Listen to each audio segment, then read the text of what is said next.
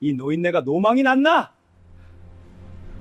새벽 골목길, 명품을 두른 불량배들에게 밀쳐진 노인이 신음하고 있었습니다. 도움을 청할 곳도 숨을 곳도 없었죠. 그때 막 야간 근무를 마치고 집으로 향하던 순경수진이 노인의 앞을 막아섰어요. 그만하시죠.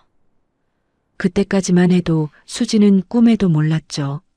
자신이 구하러 뛰어든 이 노인이 어떤 사람인지, 그리고 이 만남이 자신의 인생을 송두리째 뒤집어 놓을 거라는 사실을요. 사연 시작 전 구독과 좋아요, 그리고 댓글로 인생 나날과 함께 해주세요.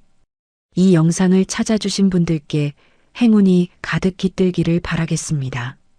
새벽 5시 반, 한겨울의 서울은 아직 칠흑 같은 어둠 속에 잠겨 있었습니다.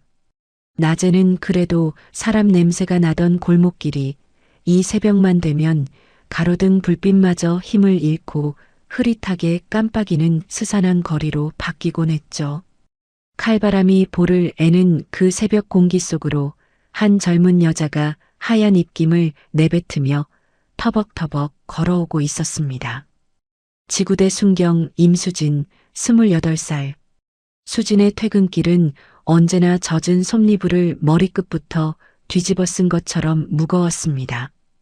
오늘도 밤새 취객들의 거친 고성에 시달렸고 끝도 없는 실랑이에 진을 다 빼고서야 겨우 근무복을 벗을 수 있었죠. 12시간 넘게 서서 버틴 다리는 납덩이처럼 무거웠고 어깨는 누군가 돌멩이를 올려놓은 것만 같았어요.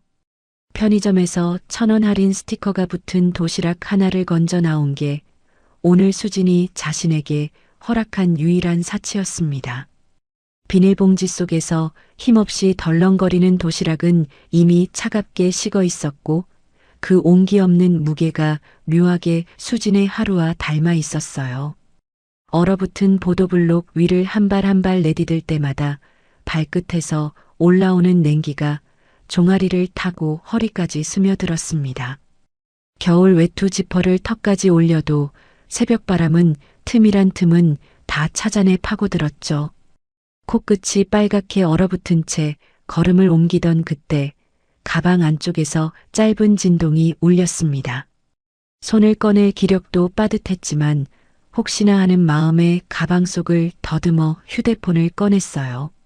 화면에 뜬 이름은 남동생 수호였습니다.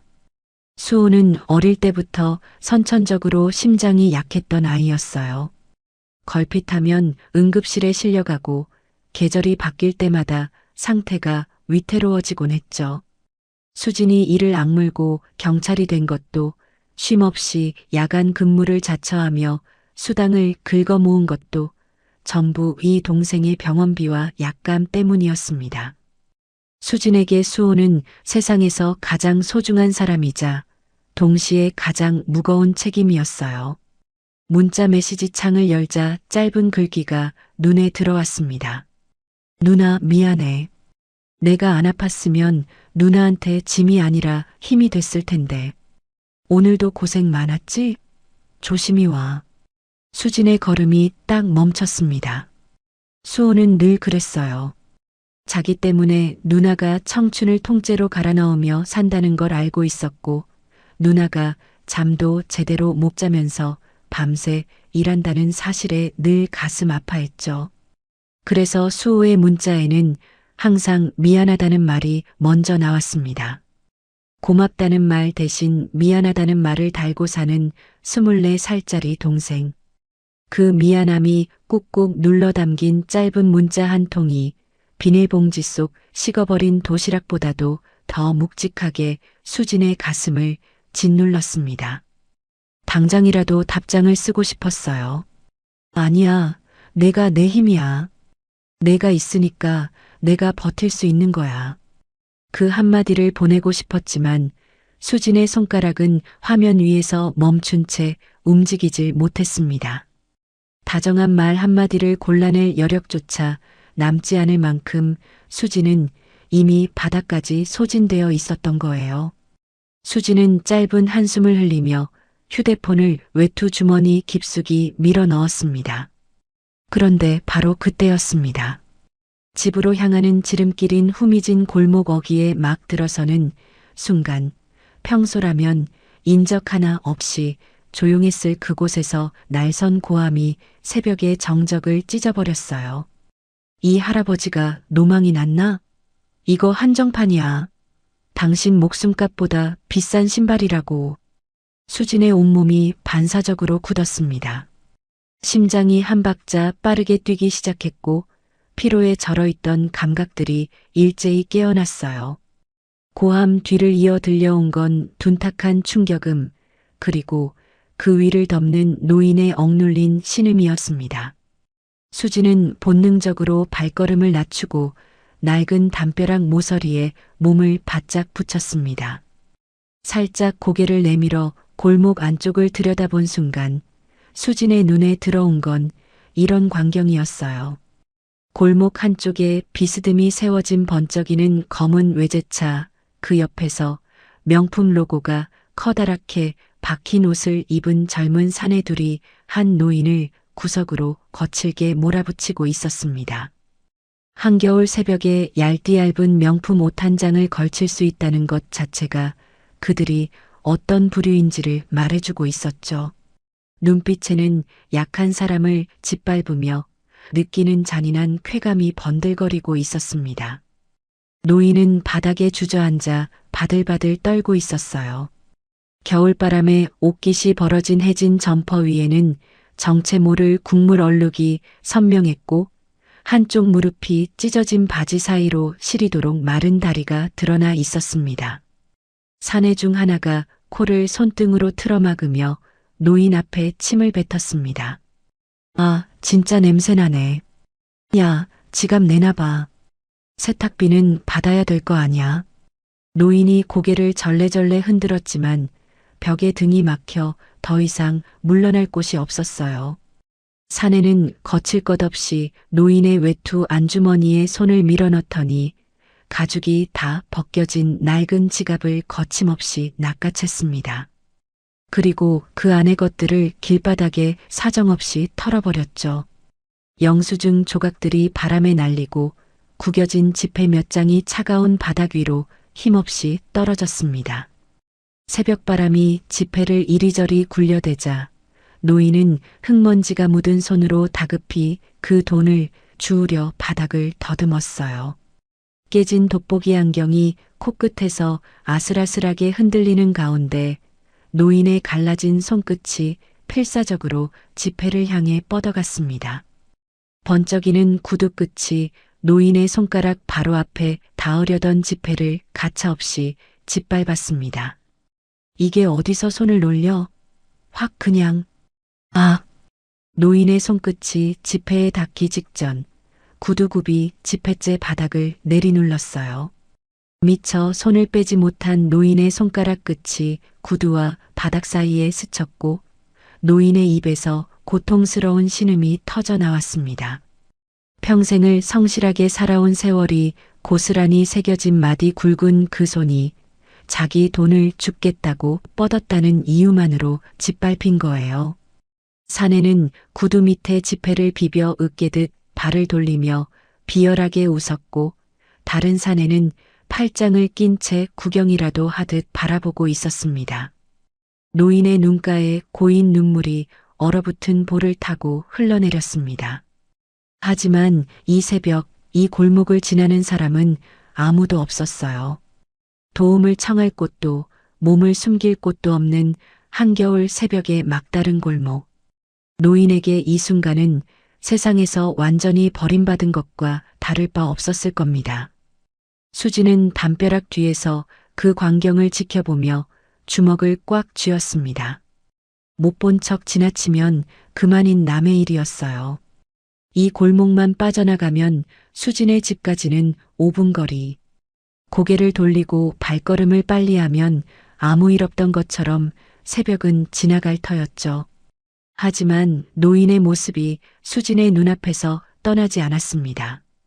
그 순간 수진의 머릿속에서 피로보다 더 강렬한 무언가가 꿈틀거리기 시작했습니다. 수진은 들고 있던 비닐봉지를 바닥에 조용히 내려놓았습니다. 식어버린 도시락이 바닥에 닿는 작은 소리가 났지만 수진의 귀에는 이미 아무것도 들리지 않았어요. 가방 끈을 고쳐 매고 외투 지퍼를 턱까지 올린 수진의 두 눈이 칠흑 같던 어둠 속에서 서늘하게 빛나기 시작했습니다. 그만하시죠.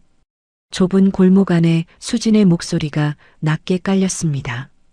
크게 소리를 지른 것도 아니었어요. 오히려 너무 차분해서 섬뜩할 정도로 가라앉은 목소리였죠. 하지만 그 한마디는 새벽의 정적을 칼로 가르듯 또렷하게 골목벽을 타고 퍼져나갔습니다. 지폐를 짓밟고 있던 구두가 멈칫하며 떨어졌습니다. 사내 둘은 동시에 고개를 돌려 소리가 난 쪽을 바라봤어요. 담벼락 모서리를 돌아 어둠 속에서 걸어 나오는 건 외투 지퍼를 턱까지 올린 채 두 눈을 서늘하게 빛내는 젊은 여자 하나였습니다. 사내들의 눈이 수진을 위아래로 훑쳤습니다. 마른 체구에 피로가 잔뜩 내려앉은 얼굴, 손에는 아무런 무기도 없었죠. 혼자라는 걸 확인하는 데는 1초도 걸리지 않았어요. 명품 옷을 입은 사내 하나가 코웃음을 치며 수진 쪽으로 성큼 다가왔습니다. 수진을 깔아내려보며 입꼬리를 비틀어 올렸죠. 뭐야, 넌 어디서 정의의 사도놀이야? 좋은 말로 할 때 못 본 척 지나가지? 사내가 한 걸음 더 다가서자 얼굴이 코앞까지 들이밀어진 거리였어요. 보통 사람이라면 공포의 뒷걸음질을 쳤을 겁니다. 여자 혼자 한겨울 새벽 인적 없는 골목에서 덩치 큰 남자들과 마주하고 있으니까요. 하지만 수진의 발은 한치도 뒤로 물러나지 않았습니다. 수진은 사내의 얼굴을 똑바로 올려다보며 오른손을 천천히 외투 주머니 속으로 집어넣었어요. 그리고 아주 익숙한 동작으로 휴대폰을 꺼내더니 엄지손가락 하나로 카메라를 켰습니다. 렌즈가 빛을 받아 반짝이는 순간 수진의 손은 흔들림 하나 없이 사내들의 얼굴을 정면으로 조준했어요.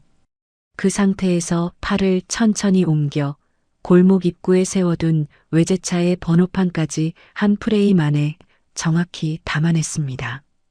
지금 이 상황 전부 녹화되고 있습니다. 수진의 목소리에는 떨림이라곤 한 조각도 섞여 있지 않았어요. 마치 지구대에서 매일 밤 취객들을 상대하며 단련된 현장의 감각이 온몸에 새겨져 있는 것처럼 단어 하나하나가 또박또박 단단하게 내뱉어졌습니다. 어르신 지갑 뺏으신 거랑 어르신 돈 짓밟으신 거 다 찍혔거든요. 그 한마디에 사내들의 표정이 처음으로 흔들렸습니다. 아까까지 기세등등하게 노인 위에 군림하던 그 뻔뻔한 얼굴에 예상 못한 변수를 만난 당혹감이 스쳐 지나간 거예요. 두 사내는 본능적으로 서로의 눈치를 살폈습니다. 그 찰나의 동요를 수지는 놓치지 않았어요. 하지만 허세라는 건 쉽게 꺾이지 않는 법이죠. 사내 중 덩치가 더 큰 쪽이 이를 악물며 수진을 향해 팔을 거칠게 휘둘렀습니다. 이게 미쳤나? 그 휴대폰 안 치워? 보통이라면 본능적으로 몸을 움츠렸을 상황이었어요. 하지만 수진은 오히려 한 걸음 더 앞으로 나갔습니다. 사내의 휘두른 팔이 허공을 가르고 지나간 바로 그 자리로 수진이 제 발로 들어선 거예요. 사내의 코앞까지 다가선 수진의 눈빛은 조금 전보다 더 차갑게 가라앉아 있었습니다. 지금 바로 112 신고 버튼 누르겠습니다. 수진의 입에서 나온 그 한 문장이 새벽 공기를 얼어붙게 만들었어요. 경찰 오면 단순 시비가 아닙니다. 두 분이서 어르신 지갑을 빼앗고 돈까지 밟아 뭉갰으니 특수강도의 공동 협박까지 붙을 수 있어요. 감당하시겠어요? 특수강도. 그 단어가 수진의 입에서 튀어나오는 순간 사내들의 눈동자가 사정없이 흔들리기 시작했습니다. 아까까지 노인을 괴롭히며 킥킥거리던 그 거만한 눈빛이 마치 어둠 속에서 불빛을 만난 쥐처럼 갈 곳을 잃고 이리저리 굴러다녔어요. 뒤늦게 사태의 심각성을 깨달은 건지 사내의 입술이 미세하게 떨려왔습니다. 수지는 틈을 주지 않았습니다.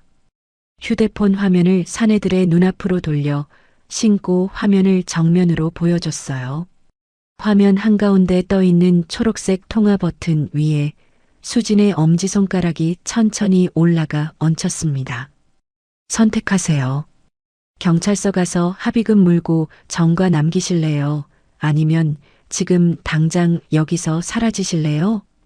수진의 목소리는 차분했지만 그 안에 담긴 압박은 묵직했어요.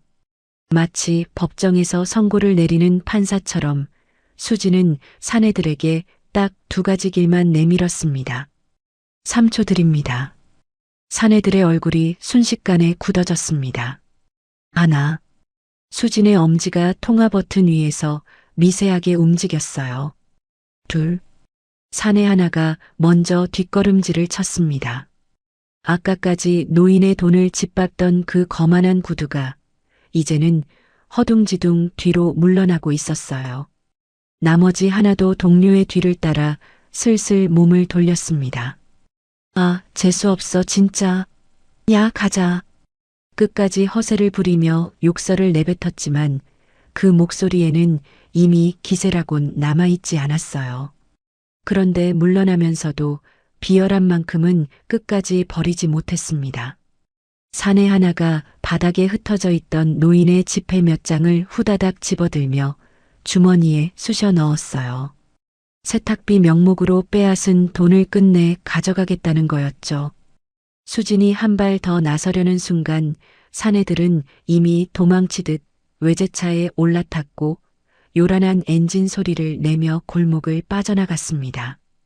외제차의 빨간 후미등이 시야에서 완전히 사라진 뒤에야 수진은 참아왔던 긴 숨을 내뱉었습니다. 후. 하얀 입김이 겨울 공기 속에 길게 피어올랐어요. 팽팽하게 당겨져 있던 온몸의 긴장이 한꺼번에 풀리자 그제야 손끝이 미세하게 떨리기 시작했습니다. 사실 무섭지 않았다면 거짓말이었어요. 심장은 아직도 가슴팍 안에서 세차게 뛰고 있었고 휴대폰을 쥔 손바닥에는 차가운 땀이 촉촉하게 배어 있었죠.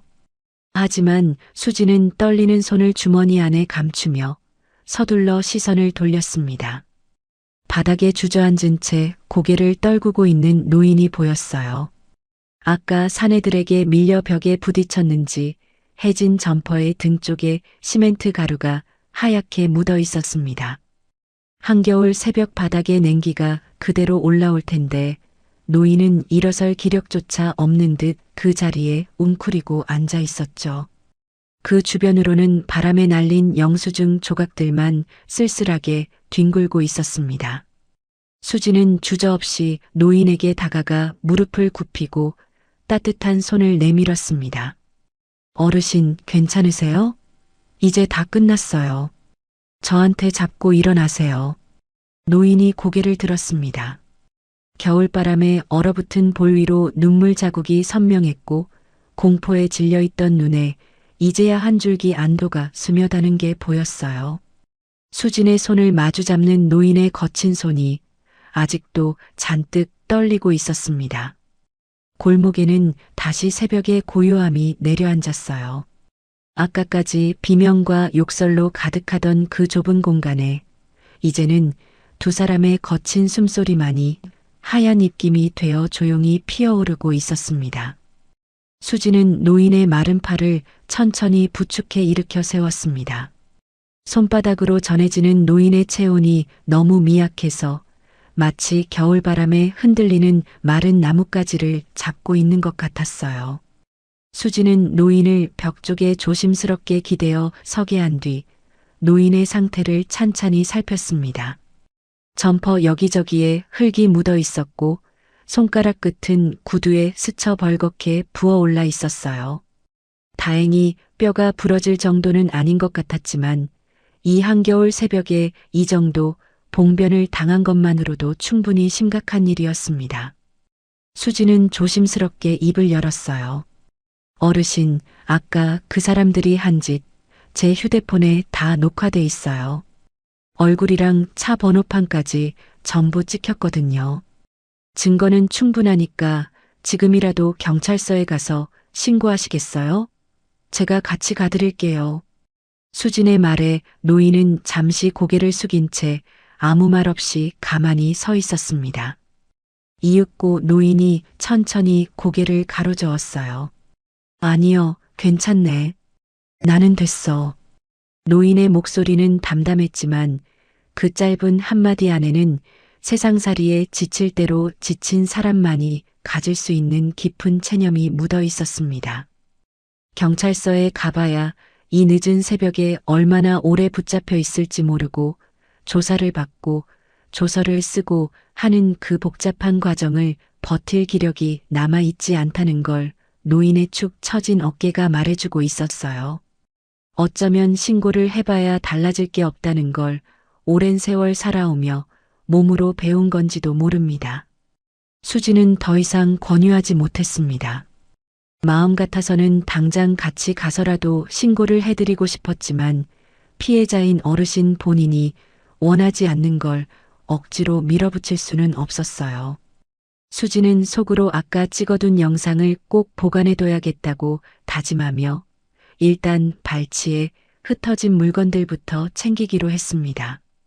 바닥 여기저기에 노인의 소지품들이 볼품없이 널브러져 있었어요. 수지는 차가운 시멘트 바닥에 다시 무릎을 꿇고 손으로 하나하나 더듬어 주었습니다.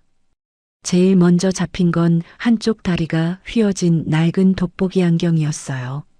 사내들에게 밀릴 때 떨어진 건지 렌즈 한쪽에 가느다란 금이 가 있었죠. 조금 떨어진 곳에는 빛이 발해서 원래 색을 알 수 없는 손수건이 구겨진 채 바닥에 붙어 있었고 그 옆으로 가죽이 다 벗겨져 안감이 드러난 해진 지갑이 뒹굴고 있었습니다. 수지는 물건들의 흙을 하나하나 털어냈어요. 돋보기 안경 렌즈를 자기 외투 소매로 닫고 손수건은 가지런히 접어놓았습니다. 그리고 마지막으로 지갑을 집어들었죠. 지갑의 흙을 털어내다가 수진의 손이 멈췄습니다. 반쯤 벌어진 지갑 안쪽이 눈에 들어온 거예요. 역시나 그 안은 텅 비어 있었습니다. 단 한 장의 지폐도 남지 않은 빈 지갑. 아까 그 비열한 사내들이 도망치면서까지 바닥에 돈을 싹 쓸어간 거였죠. 세탁비라는 핑계로 빼앗은 노인의 전 재산을 끝내 들고 튄 겁니다. 텅 빈 지갑의 허한 속살이 조금 전 벌어진 횡포를 말없이 증명하고 있었어요. 수지는 표정을 애써 추스르며 지갑의 먼지를 깨끗이 털어 노인에게 건넸습니다. 어르신, 여기요. 그런데 지갑의 돈이. 수지는 더 이상 말을 잇지 못했습니다. 노인은 흙투성이가 된 손으로 지갑을 받아들었어요. 텅 빈 안쪽을 들여다보는 노인의 표정이 잠깐 일그러졌지만 노인은 그 안타까움을 꾹 삼키듯 깊은 한숨만 한번 내쉬고는 나지막이 말했습니다. 고맙네, 아가씨. 정말 고마워. 내가 눈이 어두워 이런 꼴을 보였구먼. 짧은 한마디였지만 그 안에는 수치심과 고마움과 미안함이 뒤섞여 있었어요. 지갑을 가슴 쪽으로 끌어안듯 품에 넣는 노인의 손이 가늘게 떨리는 걸 보며 수지는 한 가지를 직감했습니다. 이 어르신은 지금 집에 돌아갈 교통비조차 없다는 걸요. 이 한겨울 새벽에 몸도 성한 곳이 없는 어르신이 맨몸으로 집까지 걸어가야 한다는 뜻이었습니다. 수진의 오른손이 무의식처럼 자기 바지 주머니 쪽으로 향했어요. 손끝에 닿는 건 꼬깃꼬깃하게 접힌 종이의 감촉이었습니다. 10,000원짜리 지폐 2장. 어제 아침 출근 전에 따로 빼놓은 돈이었어요. 동생 수호가 먹는 심장 영양제가 이번 주 안에 바닥날 예정이라 한숨 자고 일어나 약국에 들러 한 통 사려고 챙겨둔 거였죠. 그 20,000원이 손끝에 닿는 순간 수진의 머릿속은 가혹한 숫자들로 빼곡하게 채워졌습니다. 이 2만 원이면 수호 영양제 한 통을 살 수 있었어요. 아니면 열흘째 밀려있는 통신비에 보탤 수도 있었고 다음 주 수호 정기 검진 때 교통비로 쓸 수도 있었죠. 수진에게 이 돈은 그냥 종이장 2장이 아니었습니다. 빠듯한 살림의 빈틈을 겨우겨우 메워줄 생존의 파편이었어요. 이 돈을 쓰면 이번 달 영양제는 포기해야 했고 솔직히 말하면 이번 주 수진 자신의 밥값마저 아슬아슬해지는 거였습니다. 주머니 속에서 지폐를 만지작거리는 수진의 손가락이 잠깐 멈췄어요. 동생의 얼굴이 스쳐 지나갔습니다. 누나 미안해. 매번 그 말을 입에 달고 사는 수호의 힘없는 미소가 눈앞에 어른거렸죠. 밀린 고지서의 빨간 숫자들도 텅 빈 통장 잔고도 머릿속을 빠르게 스쳐갔습니다. 하지만 바로 그때 옆에 서 있는 노인의 모습이 수진의 시야로 들어왔어요. 깡마른 어깨가 겨울바람에 잔뜩 움츠러들어 있었습니다.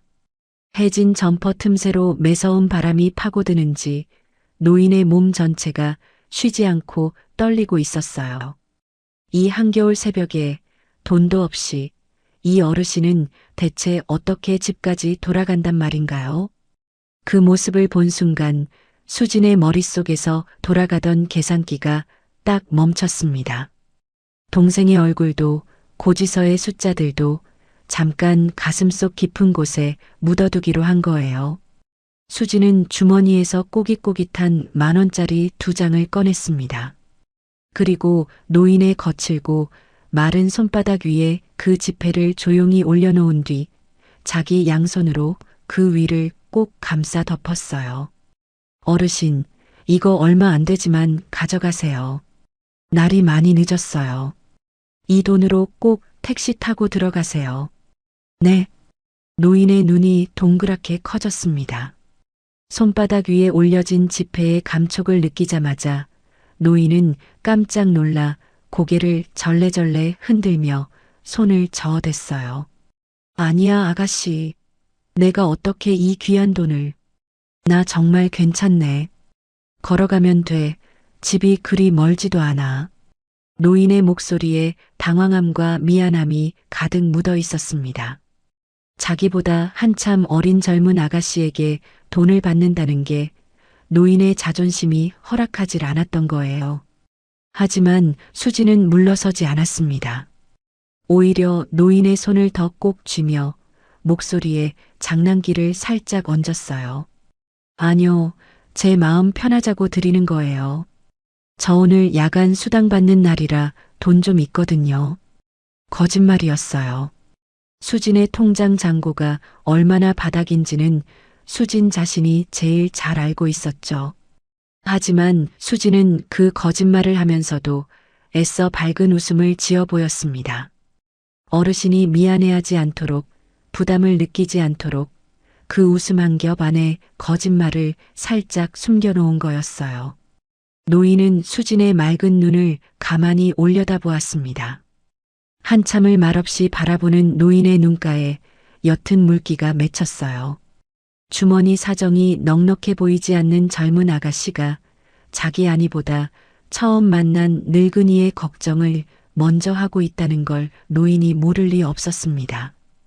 요즘 같은 삭막한 세상에 자기 앞가림도 빠듯해 보이는 젊은이가 어쩌면 이토록 따뜻한 마음을 낼 수 있는 걸까? 노인의 가슴 한쪽에서 잊고 지냈던 세상의 온기가 조금씩 되살아나고 있었어요. 노인은 더 이상 거절하지 못하고 그 돈을 양손으로 감싸주며 깊이 고개를 숙였습니다. 고맙네. 정말 고마워, 아가씨. 수지는 괜찮다는 듯 가볍게 손을 흔들고는 큰 길 쪽으로 노인을 부축해 나갔어요. 마침 멀리서 노란 불빛을 켠 택시 한 대가 다가오고 있었습니다. 수진이 손을 들어 택시를 세운 뒤 노인이 뒷좌석에 안전하게 오르는 것까지 직접 확인하고 나서야 문을 닫아드렸어요. 어르신, 따뜻하게 들어가세요. 몸조리 잘하시고요. 택시 창문 너머로 노인이 연신 고개를 숙이며 손을 흔들었습니다. 택시가 새벽 거리를 미끄러지듯 달려가고 빨간 후미등이 점점 작아지다가 마침내 어둠 속으로 사라졌어요. 수지는 그제야 텅 빈 주머니에 손을 넣었습니다. 아까까지 꼬깃꼬깃한 지폐의 감촉이 남아있던 그 자리가 이제는 허전하게 비어 있었어요. 이번 달 수호 영양제는 다음 달로 미뤄야 할 겁니다. 어쩌면 이번 주 수진 자신의 끼니도 좀 줄여야 할지 모르죠. 그런데 이상한 일이었어요. 주머니는 분명 텅 비었는데 마음 한쪽은 오히려 한결 가벼워진 기분이었습니다. 아까움보다는 잔잔한 뿌듯함이 가슴 안쪽에서 고요하게 번졌어요. 수지는 바닥에 내려놓았던 비닐봉지를 집어들고 다시 집을 향해 걸음을 옮겼습니다. 칼바람이 여전히 볼을 에웠지만 수진의 입가에는 작은 미소 한 줄기가 걸려 있었어요. 며칠이 흘렀습니다. 비번을 맞은 수지는 오전부터 밀린 일들을 처리하러 은행을 찾았어요. 공과금도 밀려 있었고 다음 달 수호 병원비를 마련하려면 소액 대출이라도 알아봐야 하는 상황이었죠. 은행 문을 밀고 들어서자 점심시간을 앞둔 로비는 사람들로 북적이고 있었습니다. 창구 대기 번호표를 뽑아보니 앞에 20명 가까이 밀려 있었어요. 수지는 속으로 한숨을 삼키며 구석 의자에 앉았습니다. 그때였어요. 입구 쪽 키오스크 앞에서 당황한 기색이 역력한 한 노인의 뒷모습이 수진의 눈에 들어왔습니다. 화면에 뜬 복잡한 메뉴와 작은 글씨에 주눅이 든 건지 연신 주머니에서 돋보기 안경을 꺼내 고쳐 쓰며 버튼 하나를 누르지 못하고 우두커니 서 있었어요. 화면은 시간 초과로 처음으로 돌아가기를 반복했고 노인의 손은 갈수록 가늘게 떨려왔습니다. 문제는 노인 뒤에 줄을 서 있는 사람들이었어요. 1명, 2명, 기다리는 사람이 늘어나자 짜증 섞인 한숨이 여기저기서 새어나왔습니다. 누군가가 의도적으로 기침을 크게 했고 뒤쪽에서는 빨리빨리 좀 하시지 하는 중얼거림까지 들렸죠. 그 소리가 노인의 귀에도 들렸는지 노인의 어깨가 한층 더 움츠러들었습니다. 화면을 누르는 손가락이 점점 더 떨리고 얼굴에는 식은땀까지 맺히기 시작했어요. 수지는 자기도 모르게 의자에서 일어나 키오스크 쪽으로 걸어가고 있었습니다. 어르신, 제가 도와드릴까요? 부드러운 목소리에 노인이 고개를 들었어요. 두 사람의 시선이 허공에서 마주치는 순간 수진의 눈이 커졌습니다. 어르신. 낡은 점퍼 대신 깨끗한 겨울 외투를 입고 있었지만 돋보기 안경 너머로 보이는 그 눈빛은 분명했어요. 며칠 전 한겨울 새벽 골목에서 깡패들에게 당하고 있던 바로 그 어르신이었습니다. 수진의 반가운 외침에 노인도 눈을 크게 떴어요. 아니, 자네는 그날 그 아가씨 아닌가. 며칠 전 어두운 골목에서 자신을 구해주고 택시비까지 쥐어주었던 생명의 은인을 이런 곳에서 다시 만날 줄이야. 노인의 안색이 순식간에 밝아졌습니다. 아까까지 주눅들어 움츠러들었던 어깨가 펴지고 눈가에 주름이 잡히며 환한 웃음이 번졌어요. 마치 잃어버린 가족을 다시 만난 것처럼 반가워하는 노인의 표정에 수진도 덩달아 웃음이 나왔습니다. 어르신, 그때 그 뒤로 괜찮으셨어요? 손은 좀 나으셨고요? 허허, 다 나았네, 다 나았어. 그때 아가씨 덕분에 무사히 집에 들어갔지. 정말 고마웠어. 노인의 목소리에 진심 어린 감사가 묻어났지만 수지는 먼저 당장 노인이 곤란해하고 있는 문제부터 해결해 드리기로 했어요. 키오스크 화면을 살펴보니 번호표 밝은 메뉴에서부터 어떤 업무를 선택해야 하는지 몰라 막혀 있는 상태였습니다. 수지는 능숙한 솜씨로 화면을 조작하며 노인의 눈높이에 맞춰 차근차근 설명하기 시작했어요. 어르신, 여기 이 버튼을 누르시면 되고요. 그 다음에 비밀번호 넣는 창이 뜰 텐데, 그건 제가 안 볼 테니까 천천히 입력하세요. 수지는 서두르지 않았습니다. 뒤에서 들려오는 독촉의 시선과 짜증 섞인 한숨은 수진이 온몸으로 막아선 채였어요. 노인이 버튼을 누를 때마다 옆에서 맞아요. 잘하고 계세요라며 다독여줬고 화면이 바뀔 때마다 다음 단계를 미리 알려줬죠. 마치 학교 선생님이 학생을 가르치듯 수진의 목소리는 끝까지 부드럽고 참을성 있었습니다. 업무를 무사히 마친 노인은 안도의 숨을 내쉬며 연신 수진의 손을 잡았어요. 정말 고맙네. 내가 이 기계만 보면 눈앞이 캄캄해서 자식들한테도 차마 매번 부탁을 못하겠고 혼자 해보려니 이렇게 쩔쩔매게 되는 거라. 노인의 목소리에 쓸쓸함이 살짝 묻어났지만 이내 노인은 표정을 밝히며 수진의 두 손을 꼭 잡았습니다. 오늘은 정말 밥이라도 한 끼 대접하고 싶네. 제발 거절하지 말아주게. 그날도 택시비만 받고 이름도 안 알려주고 가버려서 내가 얼마나 마음에 걸렸는지 몰라. 노인의 눈에 간절함이 가득했어요. 수지는 잠깐 망설였습니다. 사실 은행 볼 일이 아직 남아 있었고 식사 대접을 받을 만큼 대단한 일을 한 것도 아니라고 생각했거든요. 하지만 노인의 그 간절한 눈빛을 차마 외면할 수가 없었어요. 그럼 정말 간단한 것만요. 수진이 수락하자 노인의 얼굴이 환하게 피어났습니다. 노인은 은행 근처에 있는 깔끔한 한식당을 가리키며 그쪽으로 발걸음을 옮기려 했어요. 하지만 수진은 노인의 낡은 구두와 소박한 차림새를 다시 한번 살폈습니다. 그날 새벽 골목에서 봤던 텅 빈 지갑이 떠올랐어요. 괜히 비싼 데 가자고 하시면 어르신 주머니 사정만 더 힘들어지겠지. 수지는 장난기 어린 웃음을 지으며 은행 앞길가에 보이는 빨간 포장마차를 손가락으로 가리켰어요. 어르신, 저 사실 아침부터 매콤한 떡볶이가 너무 먹고 싶었거든요. 저기서 같이 드셔주실래요? 제가 제일 좋아하는 집이에요.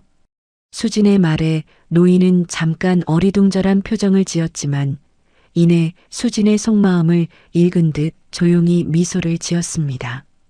근사한 식당 대신 길거리 포장마차를 골라준 이 젊은이의 배려가 노인의 가슴을 또 한 번 따뜻하게 적셨던 거예요. 김이 모락모락 피어오르는 포장마차 안 빨간 플라스틱 의자에 나란히 마주 앉은 두 사람의 모습은 어찌 보면 참 어울리지 않는 조합이었습니다. 해진 외투의 노인과 피로가 짙게 내려앉은 젊은 여자가 떡볶이 접시 하나를 사이에 놓고 마주 앉아 있으니까요. 하지만 두 사람 사이에 흐르는 공기만큼은 포장마차 안의 어떤 테이블보다 따뜻했어요. 수지는 젓가락으로 떡볶이를 어르신의 앞접시에 넉넉히 덜어드렸습니다. 노인은 수진이 골라준 떡볶이 한 점을 입에 넣으며 흐뭇한 미소를 지었어요. 매콤달콤한 떡볶이의 온기가 입안 가득 번지자 며칠 전 새벽 골목의 차가운 기억이 조금씩 녹아내리는 것 같았습니다. 노인은 천천히 젓가락을 내려놓으며 수진을 바라보았어요. 자신을 위해 일부러 저렴한 길거리 음식을 골라준 이 젊은이의 속 깊은 마음씨를 노인이 모를 리 없었습니다.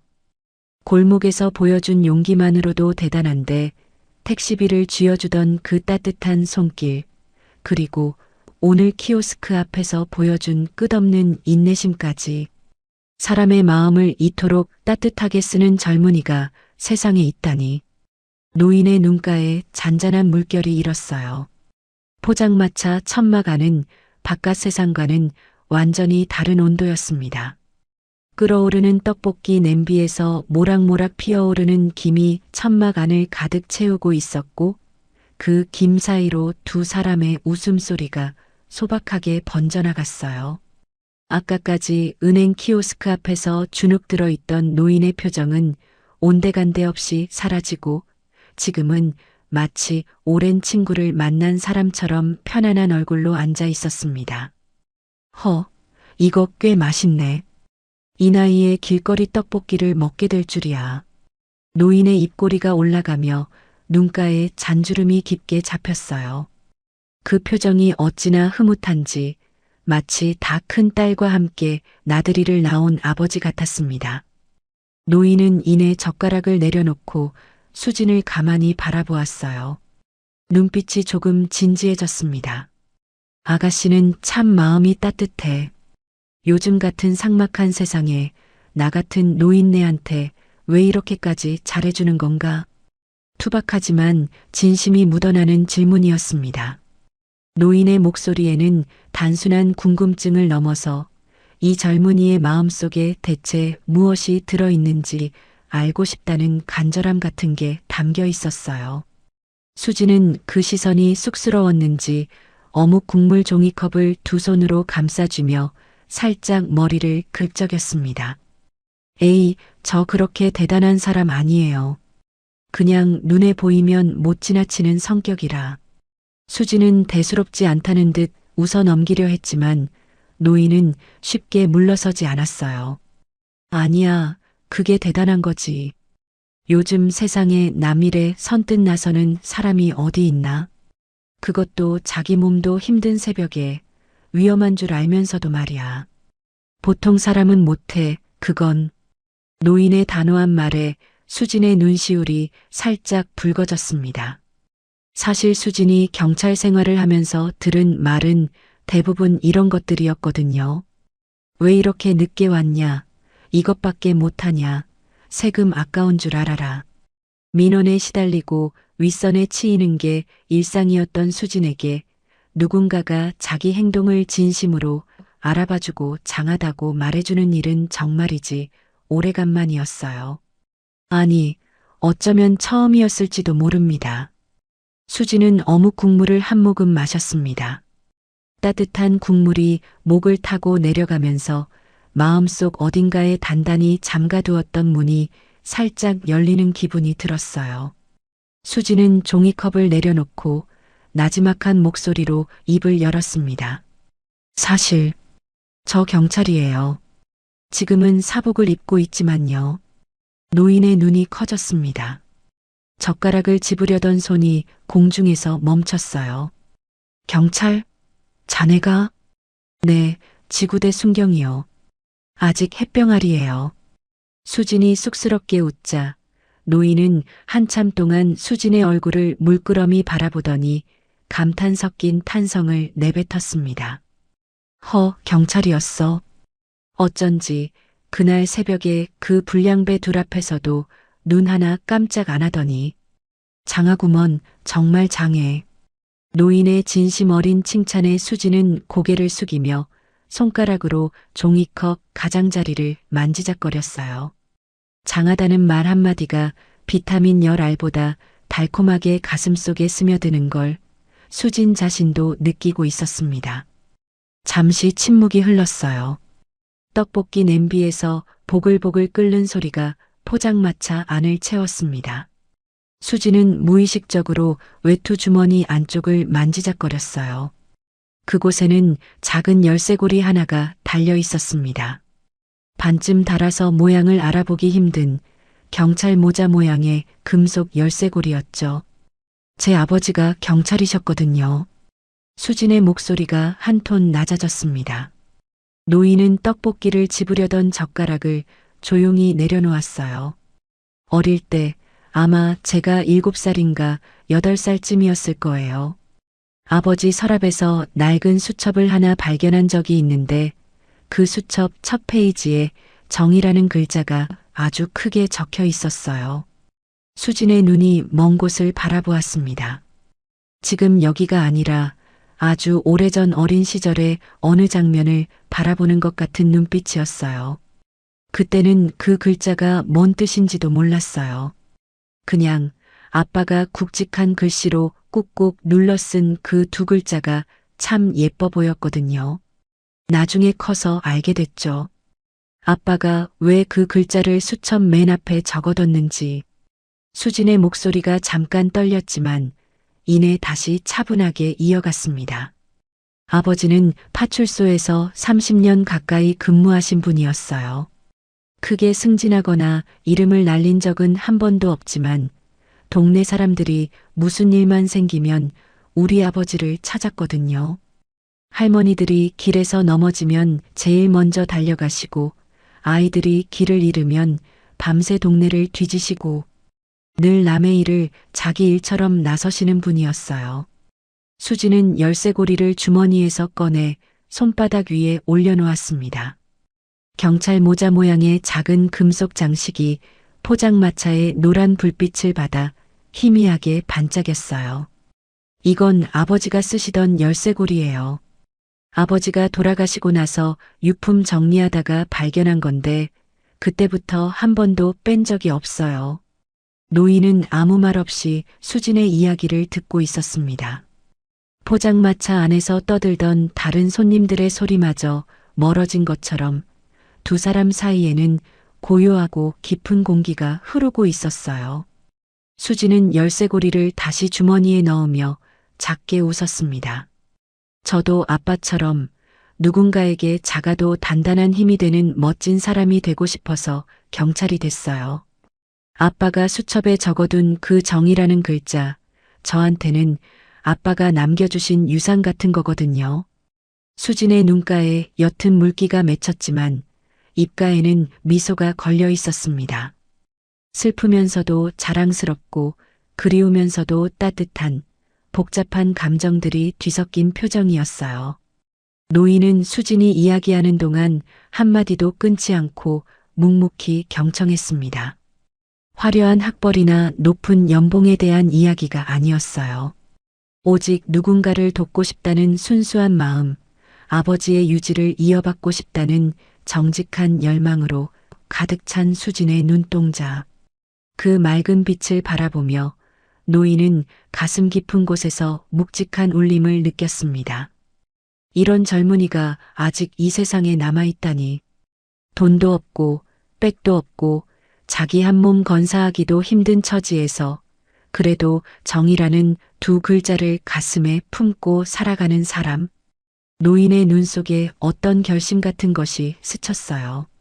이 맑은 빛이 세상의 거친 바람에 흐려지지 않도록 할 수 있다면 지켜주고 싶다는 마음이 노인의 가슴 속에 조용히 뿌리를 내리기 시작한 거였습니다. 노인은 테이블 너머로 수진의 손을 가만히 잡아 다독였어요. 아버지가 참 좋은 분이셨구나. 그리고 그 아버지의 마음을 이렇게 고스란히 이어받은 딸이 있으니 분명 하늘에서도 자랑스러워 하실 거야. 노인의 따뜻한 한마디에 수진은 참으려던 눈물이 살짝 볼을 타고 흘렀습니다. 얼른 손등으로 훔치며 괜히 쑥스러운 듯 웃었어요. 아유, 어르신 때문에 울 뻔했잖아요. 떡볶이 먹으면서 울면 안 되는데. 노인도 함께 웃었습니다. 포장마차 안에 두 사람의 웃음소리가 떡볶이 김과 함께 가볍게 피어올랐어요. 어느덧 접시 바닥이 빨간 양념 자국만 남기고 깨끗하게 드러났습니다. 국물 종이컵도 비었고 포장마차 아주머니가 슬슬 정리를 시작할 시간이었죠. 두 사람은 자리에서 일어나 포장마차 밖으로 나섰습니다. 겨울 바깥 공기가 차갑게 볼을 스쳤지만 뱃속의 떡볶이 온기가 아직 남아있어서인지 아까보다는 훨씬 견딜만 했어요. 수지는 노인을 향해 밝게 웃으며 고개를 숙였습니다. 어르신, 오늘 떡볶이 정말 잘 먹었어요. 다음엔 제가 더 맛있는 거 사드릴게요. 그때까지 건강 잘 챙기셔야 해요. 아셨죠? 노인은 수진의 밝은 인사에 연신 고개를 끄덕이며 손을 흔들었어요. 그래, 고맙네 수진 아가씨. 우리 꼭 다시 보세. 꼭이야. 수진은 한 번 더 손을 흔들고 돌아섰습니다. 가벼운 발걸음으로 횡단보도를 건너가는 수진의 뒷모습을 바라보며 노인은 한동안 그 자리에 서 있었어요. 겨울바람이 노인의 외투 자락을 흔들었지만 노인은 추위를 느끼지 못하는 것 같았습니다. 수진이라. 임수진. 노인은 멀어지는 수진의 뒷모습을 보며 그녀의 이름을 나지막이 의졸였어요. 빨간 떡볶이처럼 따뜻하고 진한 여운이 노인의 가슴 속에 오래도록 남았습니다.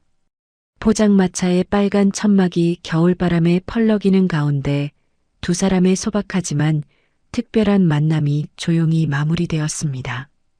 다음 날 어떤 일이 일어날지는 모르는 채 말이죠. 다음 날 아침이었습니다. 수지는 여느 때처럼 지구대에 출근해 근무복으로 갈아입고 당직 보고를 확인하고 있었어요. 어젯밤 별다른 사건 없이 조용했다는 보고에 안도하며 커피 한 잔을 내리려던 참이었죠. 창밖으로 보이는 겨울 아침 햇살이 지구대 사무실 유리창에 부드럽게 부서지고 있었고 수지는 어제 떡볶이를 나눠 먹던 어르신의 흐뭇한 미소를 떠올리며 잠깐 기분 좋은 아침을 보내고 있었습니다. 그런데 갑자기 지구대 현관 쪽에서 요란한 구두 소리가 들려왔어요. 한두 사람의 발소리가 아니었습니다. 빠르고 거칠고 성난 발걸음이 복도를 울렸고 그 뒤를 따르는 날카로운 여자의 목소리가 건물 전체를 뒤흔들었습니다. 그 여경 어디 있어? 내 아들 팔을 이 지경으로 만든 그 여자 당장 나오라고 해. 수지는 반사적으로 고개를 돌렸어요. 지구대 로비가 한순간에 아수라장이 되고 있었습니다. 화려한 명품 가방을 든 중년 여성이 접수대 앞에서 소리를 지르고 있었고 그 옆에는 며칠 전 골목에서 마주쳤던 그 사내 둘이 서 있었어요. 그날 새벽 노인을 괴롭히던 그 명품 입은 깡패들이었습니다.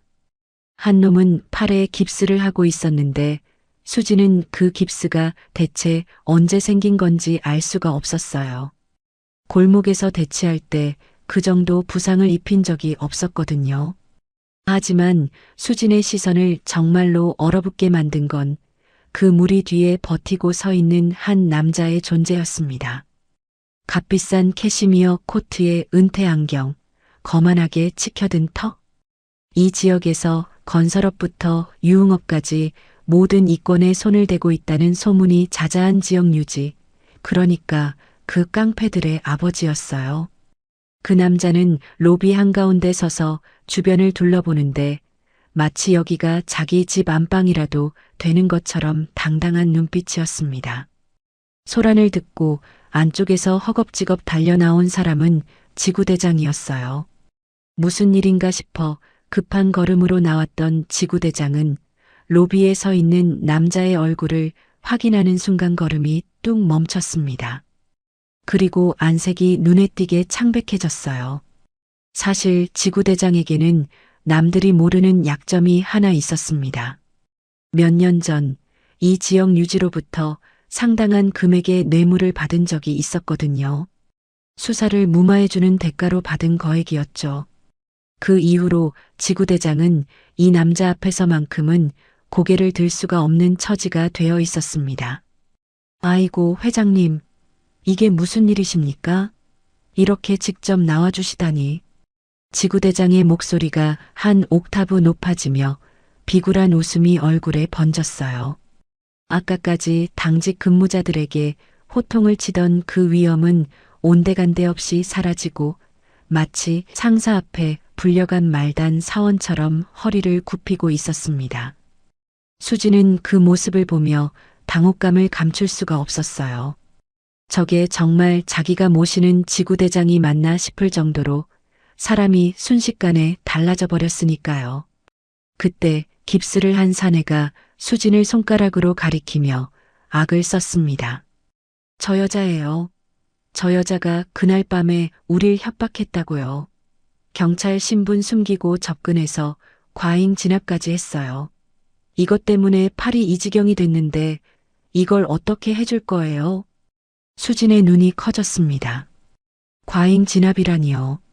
그날 새벽 골목에서 수진은 사내들에게 손가락 하나 대지 않았어요. 휴대폰으로 녹화를 하고 법적 경고를 했을 뿐 어떤 물리적 접촉도 없었습니다. 저 깁스가 어디서 온 건지 수진으로서는 도저히 이해할 수 없었죠. 분명 조작된 거였습니다.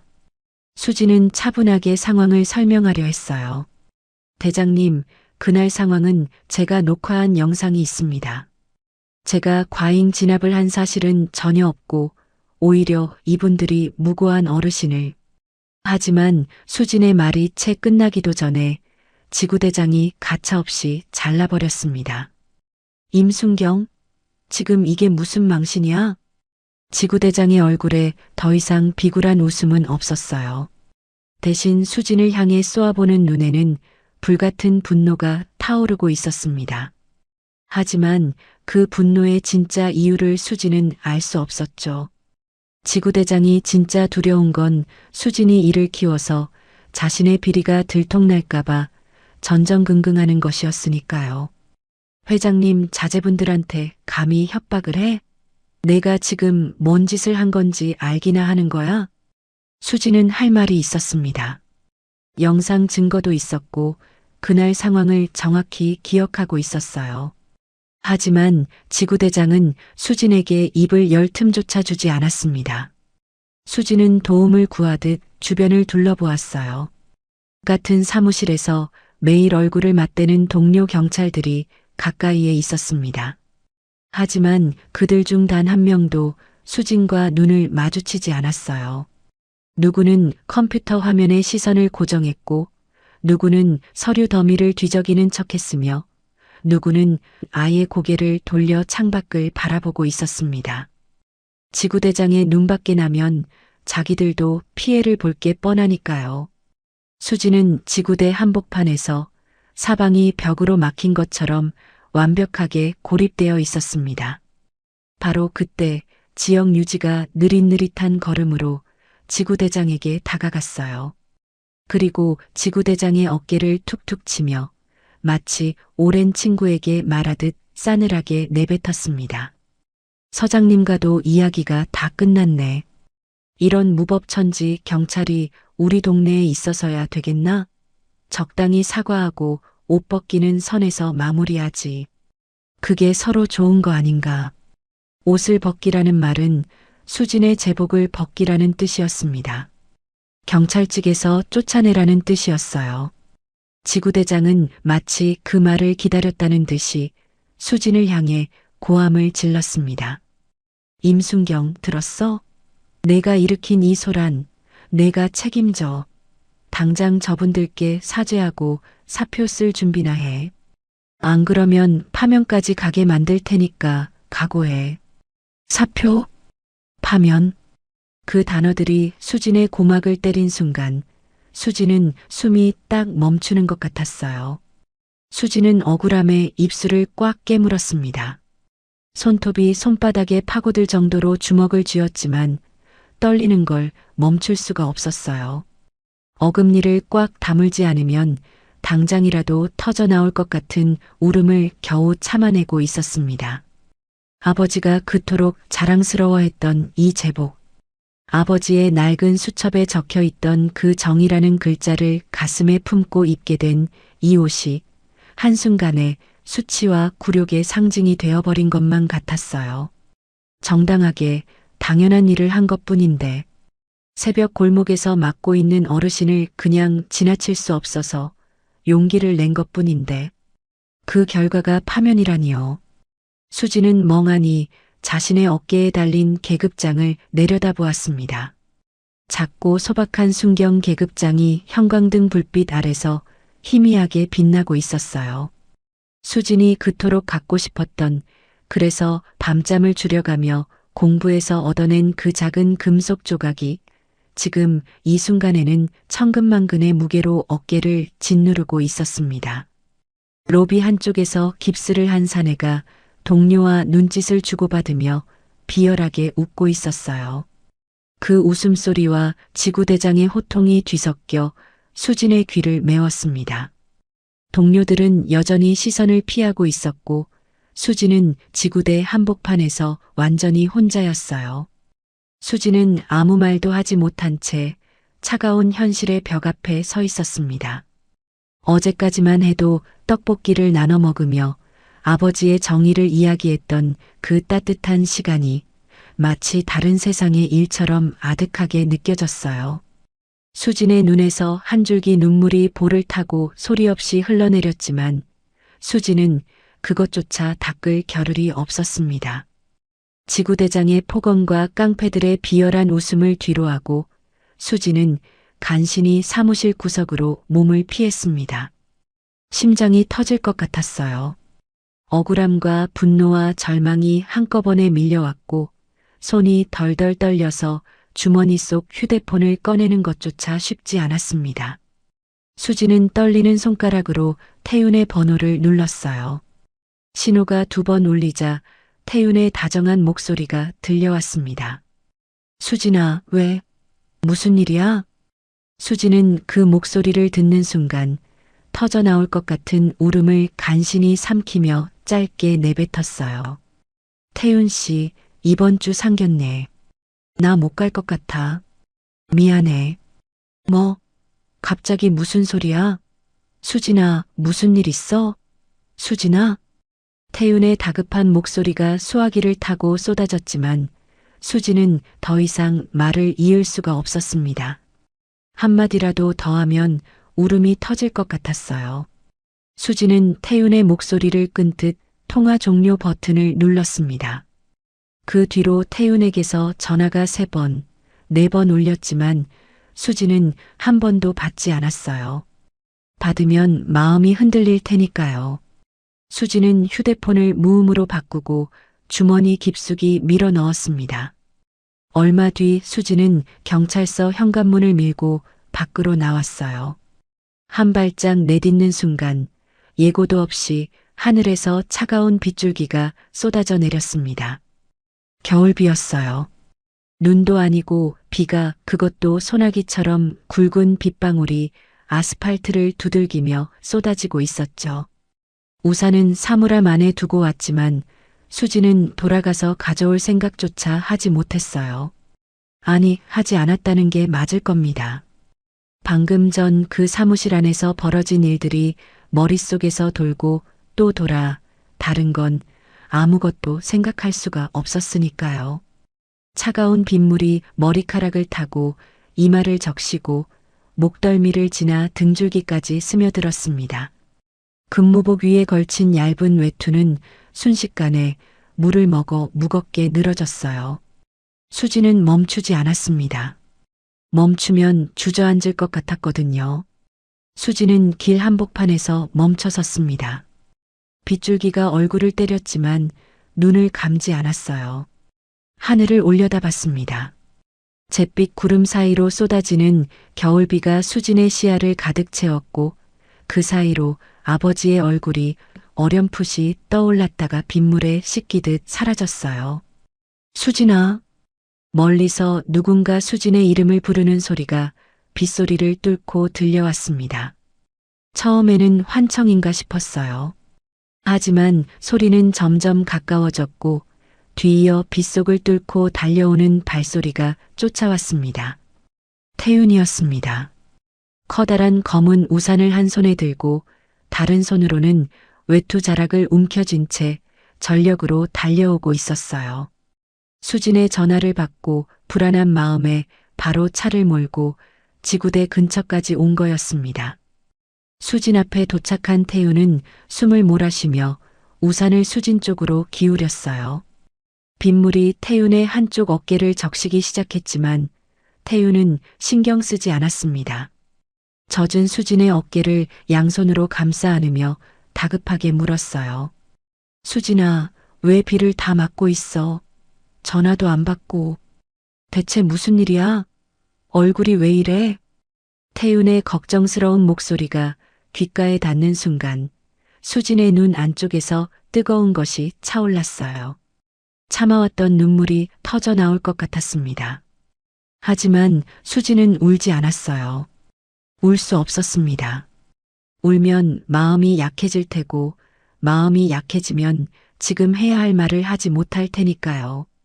수진은 오히려 태윤의 손을 차갑게 뿌리쳤습니다.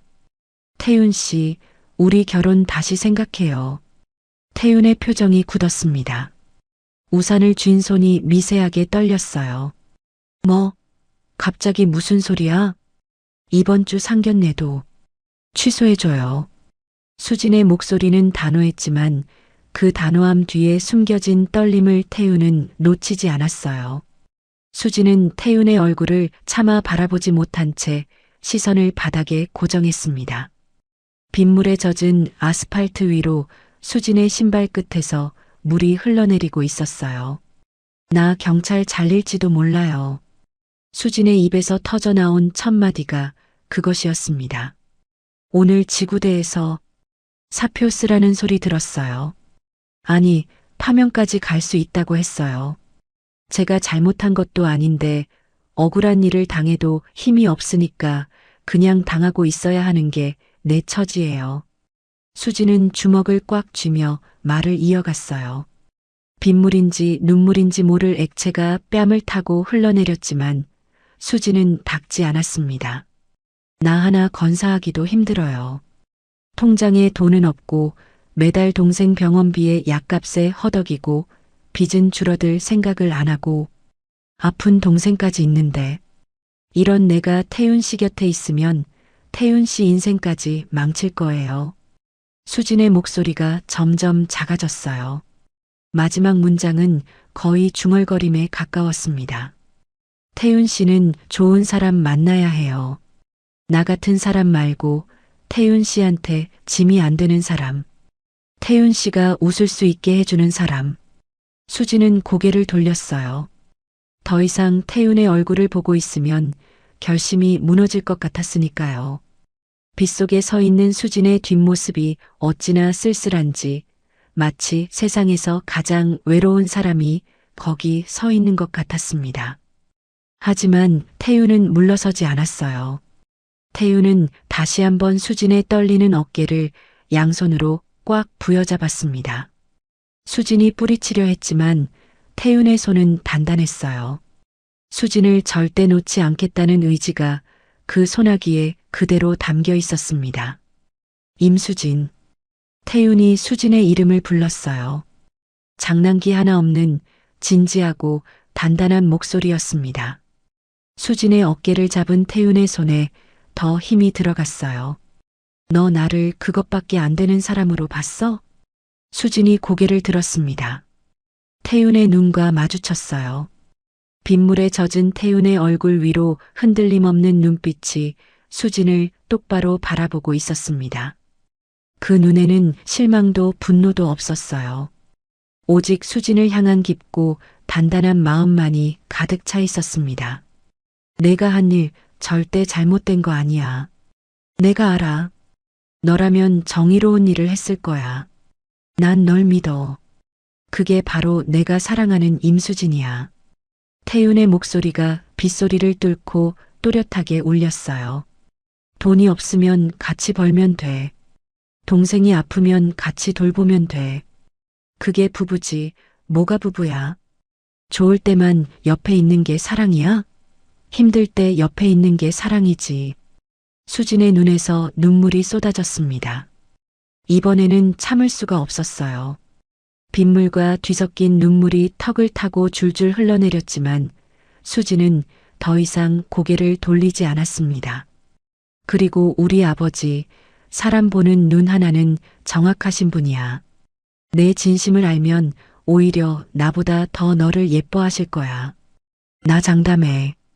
태윤은 수진의 젖은 머리카락을 손으로 쓸어 올려주며 말했어요. 일단 가보자. 상견례 가서 다 말하자. 도망가지 말고. 방법이 있을 거야. 아니, 내가 방법을 만들 거야. 알았지? 태윤의 흔들림 없는 눈빛에 수진의 마음이 흔들렸습니다. 하지만 현실의 벽은 여전히 높았어요. 파면 위기의 경찰, 빚에 쪼들리는 가장, 아픈 동생을 돌봐야 하는 누나. 이 모든 무게를 안고 상견례 자리에 나가는 게 과연 옳은 일인지 수지는 아직 확신이 서지 않았습니다. 그래도 태윤의 손은 따뜻했어요. 빗물에 젖어 차가워진 수진의 어깨를 감싸고 있는 그 손에서 체온 이상의 온기가 전해져 왔습니다. 결국 수진은 고개를 끄덕였어요. 아주 작게, 거의 알아차릴 수 없을 정도로.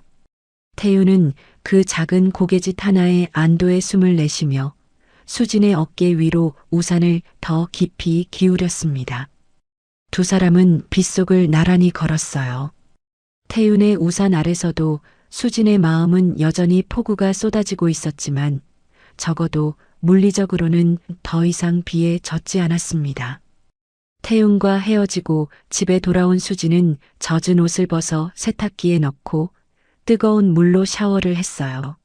하지만 아무리 뜨거운 물을 틀어도 마음속까지 파고든 한기는 녹지 않았습니다. 수건으로 머리를 말리며 거울 앞에 섰을 때 거울 속 자신의 얼굴이 눈에 들어왔어요. 빗물에 씻긴 화장기 없는 얼굴, 충혈된 눈, 생기라곤 찾아볼 수 없는 창백한 안색. 수지는 서랍에서 단 하나뿐인 원피스를 꺼내 옷걸이에 걸어두고 한참 동안 그 옷을 바라봤습니다. 태윤의 말이 떠올랐어요. 방법이 있을 거라고, 내가 방법을 만들겠다고. 그 말이 얼마나 고맙고 따뜻했는지 수진도 잘 알고 있었습니다. 하지만 고마움과 현실은 다른 문제였어요. 태윤이 아무리 방법을 찾겠다고 해도 수진의 파면을 막을 수 있는 건 태윤이 아니었습니다. 지구대장과 지역 유지가 손을 잡고 밀어붙이는 걸 평범한 회사원인 태윤이 어떻게 막을 수 있겠어요. 그리고 설령 파면을 면한다 해도 돈 문제는 여전했습니다. 동생 병원비, 밀린 공과금, 쌓여가는 빚. 태윤의 사랑이 아무리 깊어도 이 짐들까지 함께 짊어지라고 하는 건 사랑이 아니라 이기심이라고 수진은 생각했어요. 무엇보다 수진의 마음을 가장 무겁게 짓누르는 건 태윤의 부모님이었습니다. 아직 한 번도 만난 적 없는 분들이었어요. 아들의 상견례 상대가 파면 위기의 가난한 순경이라는 걸 알면 어떤 부모가 반가워하겠어요. 빚더미에 앉아있고 아픈 동생까지 달린 며느리를 두 팔 벌려 환영할 부모가 세상에 어디 있겠어요. 태윤은 부모님이 이해해 주실 거라고 했지만 그건 아들이니까 할 수 있는 말이지 현실은 다를 거라고 수지는 생각했습니다. 차라리 상견례 자리에서 모든 걸 솔직하게 말씀드리자. 숨기지 말고 꾸미지 말고 있는 그대로의 내 처지를 다 보여드리자. 그러면 부모님 쪽에서 먼저 이 결혼을 말리실 거야. 그게 태윤 씨를 위해서도 태윤 씨 가족을 위해서도 가장 깨끗한 방법이야. 수지는 그렇게 생각을 정리했어요. 태윤 앞에서는 끄덕였지만 속으로는 이미 결론을 내린 거였습니다. 상견례 자리에서 다 털어놓고 깨끗하게 물러나자. 그게 내가 태윤 씨에게 줄 수 있는 마지막 예의야. 수지는 거울 속 자신에게 속삭이듯 중얼거렸어요. 상견례까지만 버티자. 깊은 한숨이 조용한 방 안에 길게 퍼졌습니다. 상견례 당일이 밝았습니다. 며칠 전 빗속에서 태윤에게 결혼을 다시 생각하자고 말했던 그날 이후로 수지는 단 하루도 편히 잠들지 못했어요. 밤마다 천장을 바라보며 같은 생각을 되풀이했죠. 가겠다고 약속은 했지만 정말 가는 게 맞는 건지, 태윤을 놓아주는 게 맞는 건지, 결론은 매번 같았어요. 오늘 다 말씀드리고 물러나자. 그 결심을 가슴에 꾹꾹 눌러 담고서 수지는 집을 나섰어요. 하지만 다잡았던 마음이 무색하게 상견례 장소인 호텔 로비에 발을 들이는 순간 수지는 숨이 턱 막혔습니다. 천장에서 쏟아지는 샹들리에 불빛이 대리석 바닥에 반사되어 눈이 부셨고 은은한 클래식 음악이 로비를 가득 채우고 있었어요. 입구에 서 있는 호텔 직원의 정중한 인사가 오히려 수진을 더 위축되게 만들었습니다. 이런 곳에 자기가 서 있다는 것 자체가 어울리지 않는 일처럼 느껴졌거든요. 태윤이 수진의 손을 잡고 복도를 걸었습니다. 긴 복도 양쪽으로 늘어선 고급 액자들과 부드러운 조명이 끝없이 이어졌어요. 수진에게 그 복도는 마치 끝이 보이지 않는 터널 같았습니다. 걸으면 걸을수록 가슴이 조여왔고 손에 쥔 가방 끈이 땀으로 축축해졌어요. 수진은 속으로 몇 번이고 같은 말을 되뇌었습니다. 오늘만 버티자. 오늘 다 말씀드리고 태윤 씨를 놓아주자. 그게 내가 줄 수 있는 마지막 예의야. 수진은 그 결심을 가슴에 단단히 묶어두며 한 발 한 발 무거운 걸음을 옮겼어요. 태윤이 룸 앞에서 멈췄습니다. 묵직한 나무 문 앞에 서자 안쪽에서 낮은 대화 소리가 새어나왔어요. 태윤이 수진을 돌아보며 안심시키듯 미소를 지었지만 수진의 심장은 가슴팍을 뚫고 나올 것처럼 세차게 뛰고 있었습니다. 문이 열렸습니다.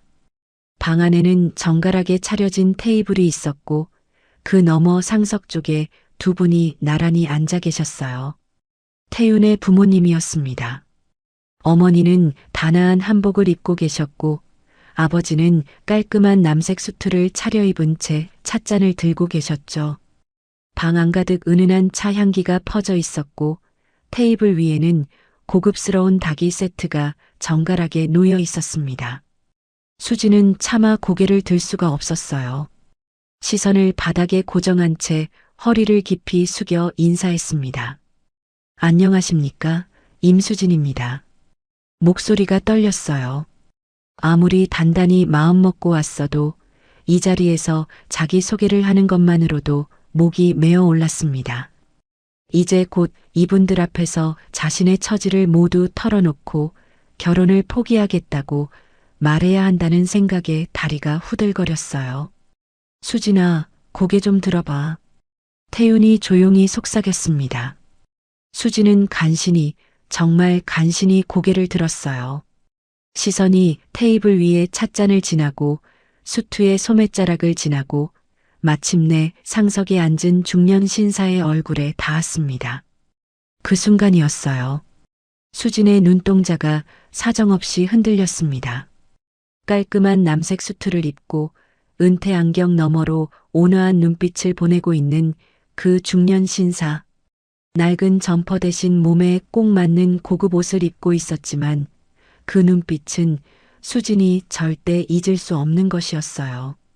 며칠 전 한겨울 새벽 어두운 골목에서 깡패들에게 당하며 주저앉아 있던 그 눈빛. 은행 키오스크 앞에서 당황해 떨고 있던 그 눈빛. 그리고 포장마차에서 떡볶이를 먹으며 흐뭇하게 웃던 바로 그 눈빛이었습니다. 어르신? 수진의 입에서 당황 섞인 탄성이 저도 모르게 터져나왔어요. 머리가 하얘졌습니다. 이건 대체 무슨 상황인지, 왜 그 어르신이 여기에 앉아 계신 건지 수진은 순간적으로 아무것도 이해할 수가 없었어요. 신사도 마찬가지였습니다. 찻잔을 입에 가져가려던 손이 허공에서 딱 멈췄어요. 찻잔이 살짝 기울어져 차가 한 방울 테이블보 위에 떨어졌지만 신사는 그것조차 느끼지 못하는 것 같았습니다. 눈을 크게 뜬 채 수진의 얼굴을 빤히 바라보았어요. 아니, 자네는 그때 그 떡볶이 아가씨? 상상도 못한 재회에 두 사람은 박제된 듯 서로를 바라보며 굳어 있었습니다. 시간이 멈춘 것 같은 정적이 방 안을 가득 채웠어요. 그 사이 옆에 앉아있던 태윤과 어머니는 대체 무슨 상황인지 영문을 몰라 눈만 깜빡이고 있었죠. 아버지, 수진이를 아세요? 태윤이 아버지와 수진을 번갈아 보며 물었습니다.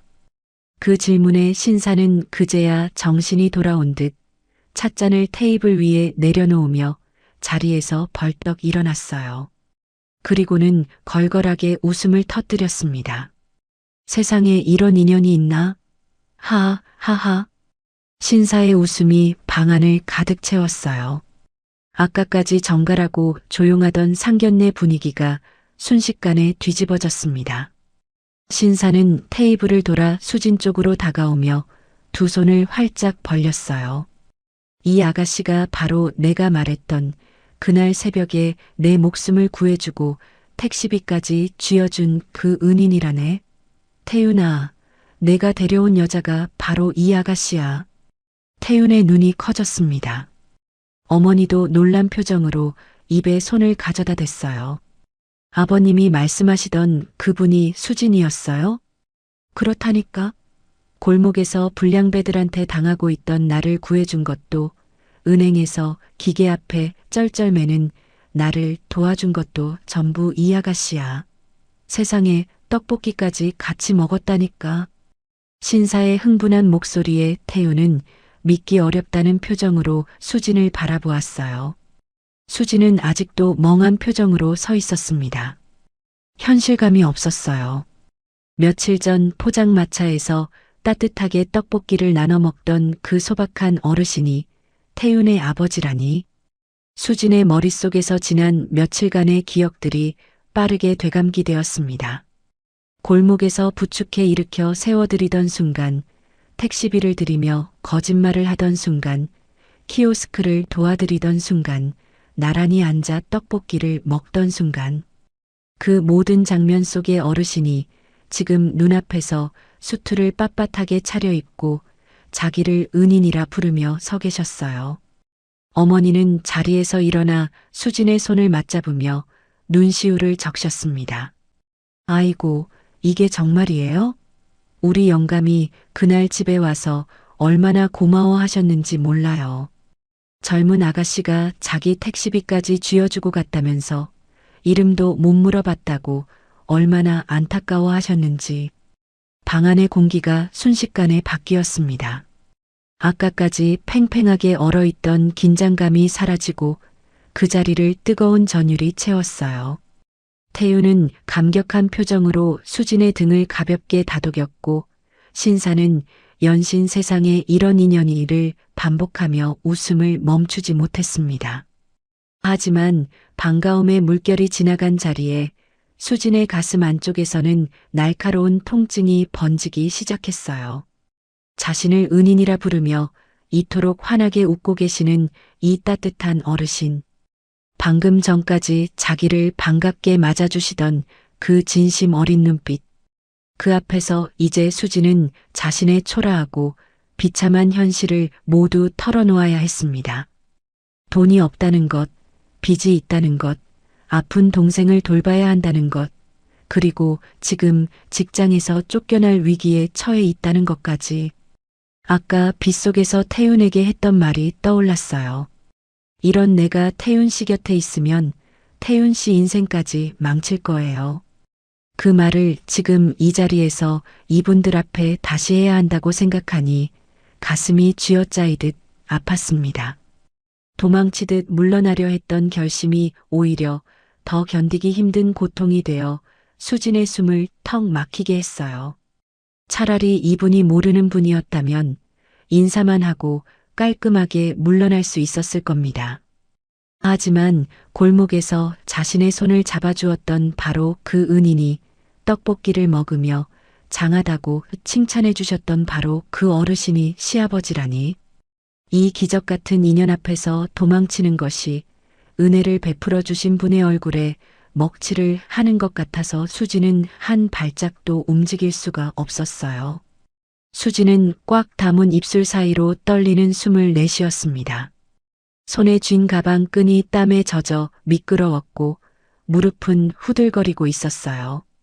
기적 같은 반가움 뒤로 수진이 감당해야 할 진실의 무게가 한층 더 무겁게 드리워지고 있었습니다. 기적 같은 반가움이 방 안을 채운 지 몇 분이나 지났을까요? 신사가 연신 세상에 이런 인연이를 반복하며 감격하고 어머니가 수진의 손을 맞잡으며 눈시울을 적시는 동안에도 수진의 마음 한쪽에서는 차가운 바늘이 쉴 새 없이 찔러대고 있었습니다.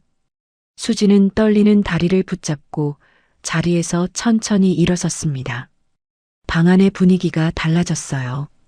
아까까지 환하게 웃고 계시던 신사와 어머니의 표정에 의아함이 스쳤습니다. 태윤도 수진의 변화를 눈치챘는지 걱정스러운 눈으로 바라보았죠. 수진은 두 주먹을 꽉 쥔 채 떨리는 목소리로 입을 열었습니다. 아버님, 어머님, 죄송합니다. 수진의 첫마디에 방 안이 조용해졌어요. 아까까지 웃음으로 가득하던 공기가 순식간에 가라앉았습니다. 저 사실 정말 가난합니다. 그 한마디를 내뱉는데 수진의 온 힘이 필요했어요. 목구멍이 타들어가는 것 같았고 혀가 입천장에 붙어 떨어지질 않았습니다. 하지만 수진은 멈추지 않았어요. 여기서 멈추면 영영 말하지 못할 것 같았으니까요. 돌봐야 할 아픈 남동생이 있어요. 태어날 때부터 심장이 약해서 매달 병원비랑 약값이 나가는데 솔직히 감당하기가 너무 벅찹니다. 수진의 시선이 바닥을 향했습니다. 테이블 위에 고급스러운 닭이 세트와 정갈하게 놓인 냅킨이 눈에 들어왔지만 수진에게 그것들은 자신과는 너무나 먼 세계의 물건들처럼 느껴졌어요. 그리고 지금 직장에서 쫓겨날 위기에 처해 있어요. 그날 새벽에 아버님을 도와드린 일이 오히려 제가 과잉 진압을 했다고 거짓 신고를 당했거든요. 그 사람들 아버지가 지역에서 힘 있는 분이라 지구대장님까지 저한테 사표를 쓰라고 아니면 파면하겠다고 하셨어요. 경찰이 잘리면 저한테는 아무것도 남지 않습니다. 수진의 목소리가 가늘게 떨렸습니다. 손끝이 새하얘질 정도로 주먹을 쥐고 있었지만 떨리는 건 멈출 수가 없었어요. 이런 제가 감히 이 자리에 있어도 되는 건지 모르겠습니다. 태윤 씨한테는 저보다 훨씬 좋은 사람이 있을 거예요. 태윤 씨 인생에 짐이 되고 싶지 않아서 그래서 오늘 이 자리에서 솔직하게 말씀드리려고 왔습니다. 수진은 고개를 깊이 숙였어요. 더 이상 말을 이을 수가 없었습니다. 목이 메어 다음 단어가 나오지 않았고 눈 안쪽에서 뜨거운 것이 치밀어 올라왔지만 이 자리에서 울면 안 된다고 울어서는 안 된다고 수진은 이를 악물었어요. 방 안에 무거운 침묵이 내려앉았습니다. 찻잔 위로 피어오르던 김마저 사라진 것 같은 숨막히는 정적이었어요. 태윤은 수진의 등을 바라보며 입술을 꽉 깨물었고 어머니는 두 손을 모은 채 남편의 얼굴을 살폈습니다. 그때였어요. 고개를 떨군 수진의 손 위로 따뜻하고 두툼한 온기가 내려앉았습니다. 수진이 깜짝 놀라 올려다보았어요. 신사가 자리에서 일어나 수진의 앞으로 와 있었습니다. 그리고 수진의 거칠고 작은 손을 자신의 크고 따뜻한 두 손으로 꽉 맞잡고 있었어요.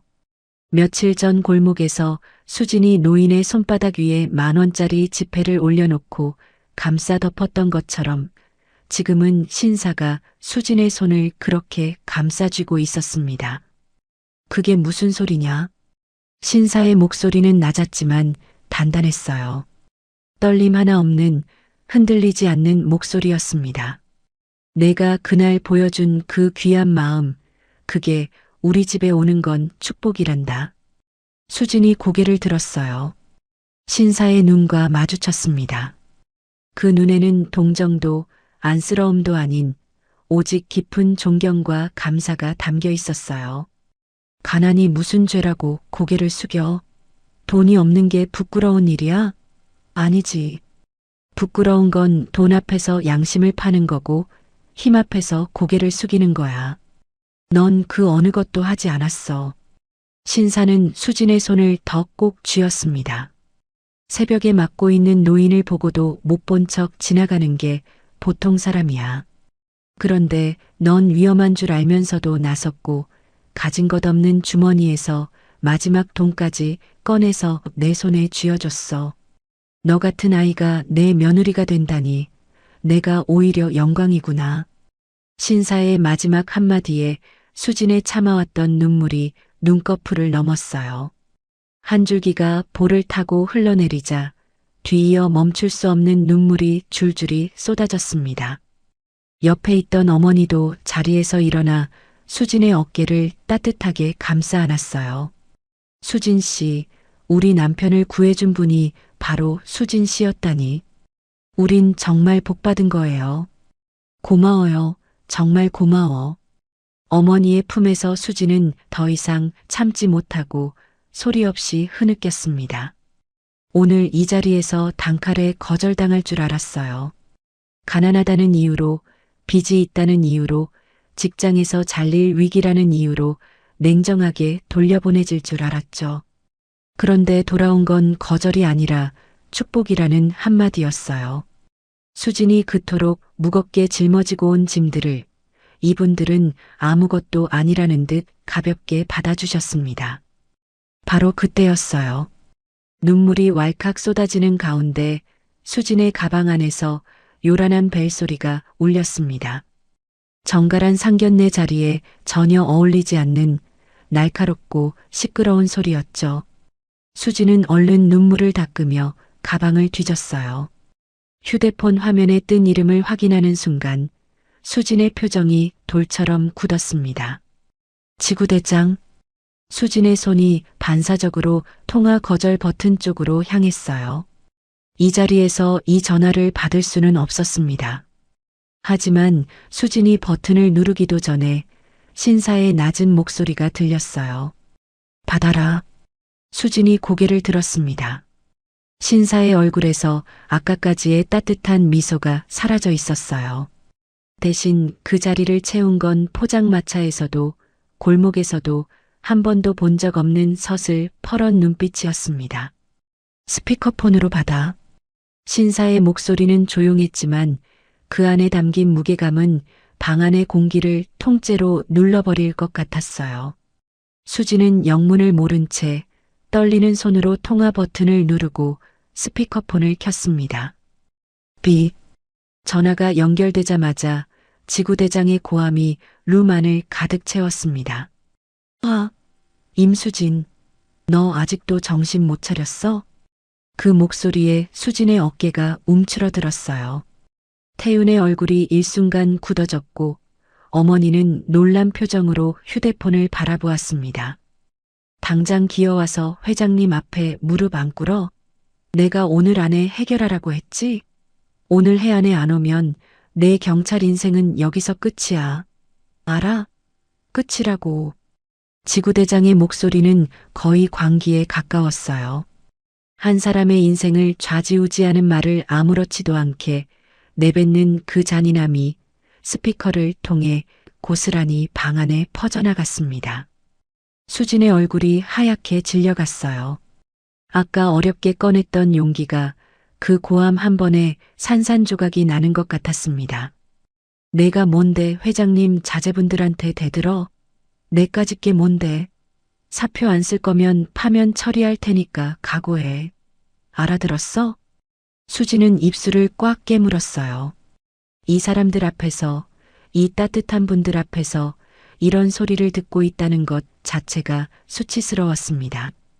얼른 전화를 끊어야 한다고 생각했지만 손이 움직이질 않았어요.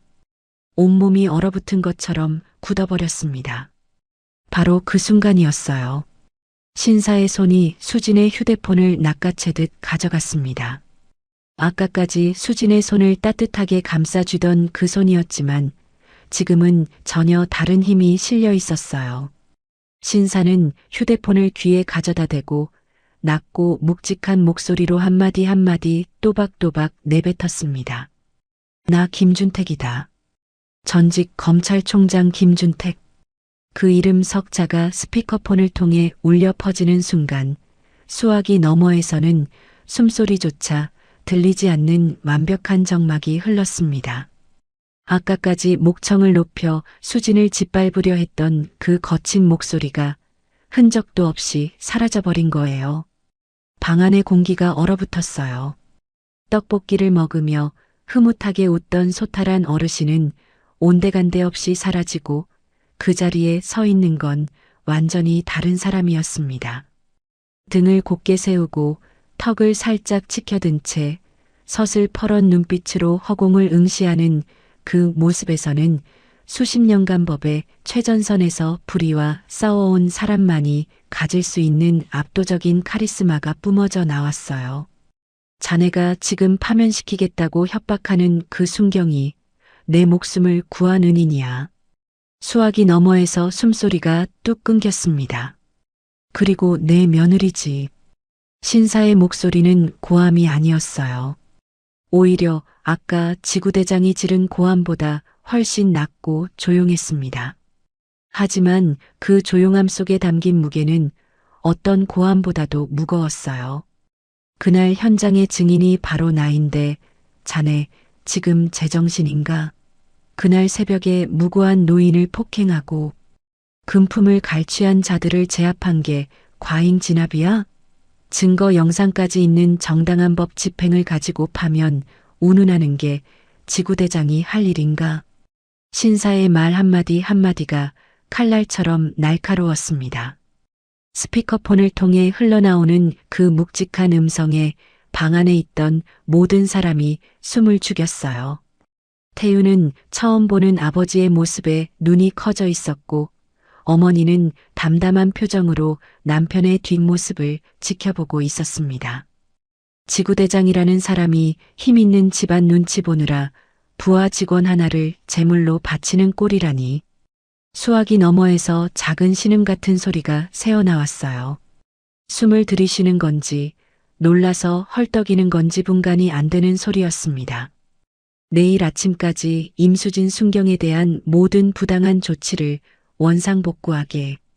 보잘것없어 보이던 낡은 점퍼를 입고 골목에서 맡고 있던 노인, 키오스크 앞에서 쩔쩔매던 노인, 포장마차에서 떡볶이를 먹으며 소탈하게 웃던 노인. 그 노인이 사실은 대한민국 법조계를 호령하던 거물이었다는 사실이 이 순간 비로소 세상에 드러난 것이었습니다. 수화기 너머의 침묵이 길어졌어요.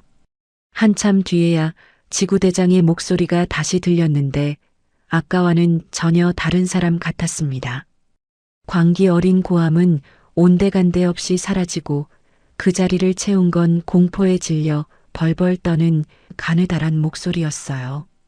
김준택 검찰총장님이 그게 준택은 지구대장의 더듬거림에 대꾸하지 않았습니다.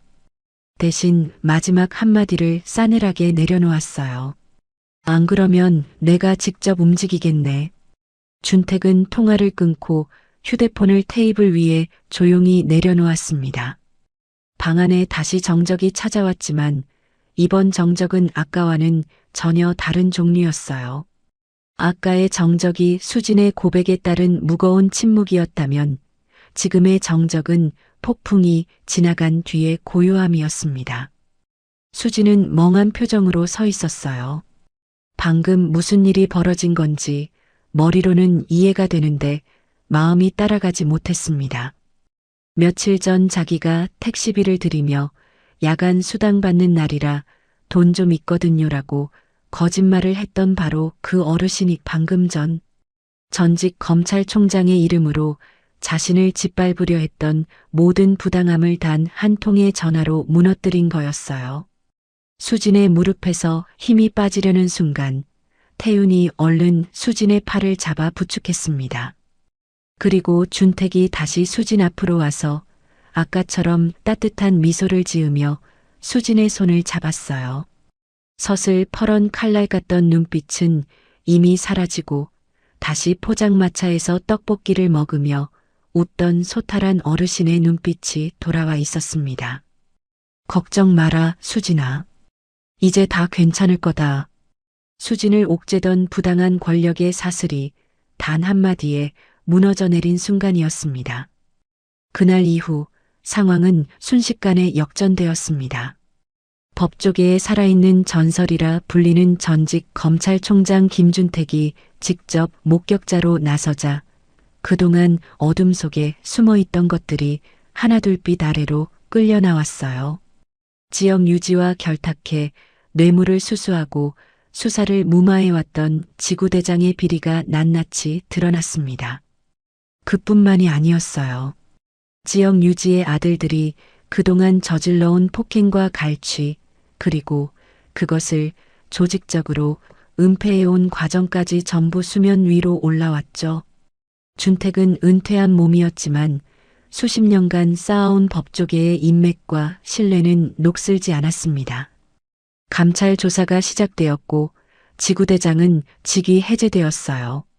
지역 유지와 그의 아들들은 특수강도와 공동 협박 혐의로 입건되었습니다.